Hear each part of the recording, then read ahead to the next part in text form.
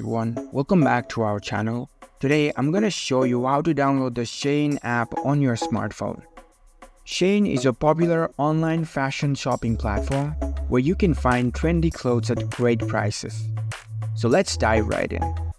First of all, unlock your phone and make sure it is connected to the internet, and find the App Store if you're using an iPhone or the Google Play Store if you are using an Android device. Here, I'm on my Android phone, so I'll go on and open my Google Play Store. Once you're in the store, you can see the search bar at the top of your screen. Tap on it. Now type Shein app. You will see the Shein app appear in the search results. Look for the official app. It should have this logo. Once you have found the app, you can see the install button next to the app icon if you are using an Android, or a get button if you are using an iPhone. So tap on it to start downloading the app. The download process might take a few moments depending on your internet speed.